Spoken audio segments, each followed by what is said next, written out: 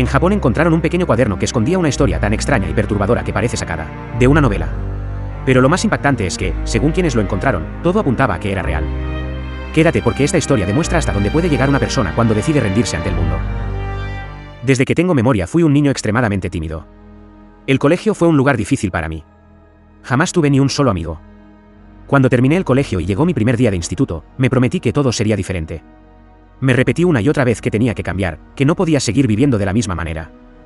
En mi clase había un repetidor bastante mayor que yo. Se acercó y me retó a hacer un pulso. Acepté. Me derrotó con facilidad y empezó a burlarse de mí delante de todos. Durante años había agachado la cabeza ante cualquier humillación, pero aquella vez ocurrió algo distinto. Por primera vez reuní valor y le di un puñetazo. Fue la primera vez que me defendí. También fue la última. A la salida me estaba esperando. No estaba solo. Había varios chicos más con él, todos mayores que yo. Me rodearon y me dieron una paliza que jamás olvidaría. Cuando llegué a casa, algo dentro de mí se rompió. Si antes era tímido, después de aquello me convertí en una sombra. Empecé a faltar a clases siempre que podía. Cada mañana inventaba una excusa nueva para no ir. Cada día me resultaba más difícil cruzar la puerta del instituto. Hasta que un día simplemente dejé de ir. Y nunca regresé.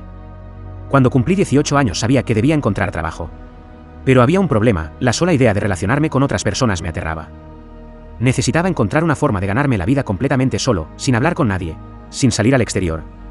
Me encerré en mi habitación decidido a no salir hasta encontrar una solución. Me senté a pensar. Seguí pensando. Y seguí pensando. Hasta que finalmente salí de la habitación.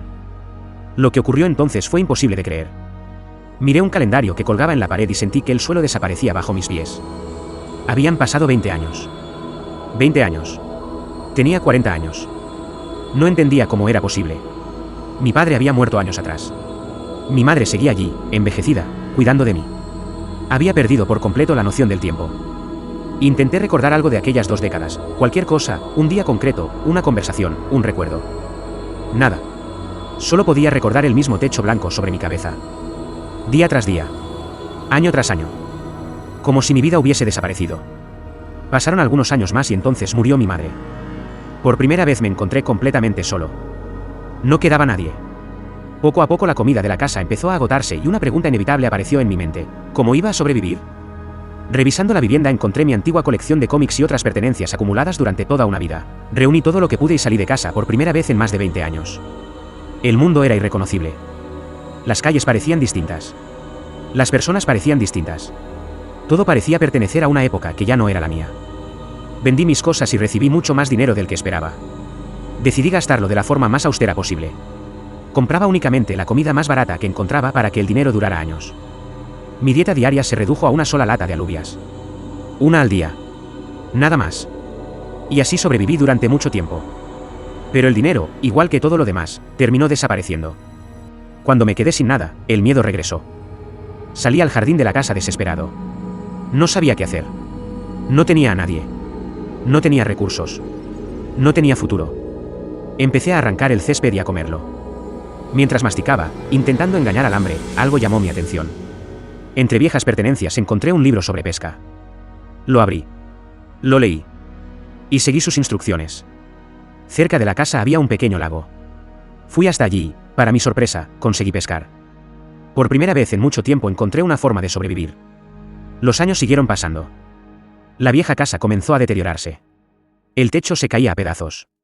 Las paredes se agrietaban. La naturaleza empezaba a reclamar lo que alguna vez fue un hogar. Finalmente comprendí que ya no podía quedarme allí. Recogí las pocas cosas que aún conservaba. Miré por última vez el lugar donde había pasado casi toda mi existencia. Y me fui. A partir de ese momento no se sabe nada más de lo que le pasó.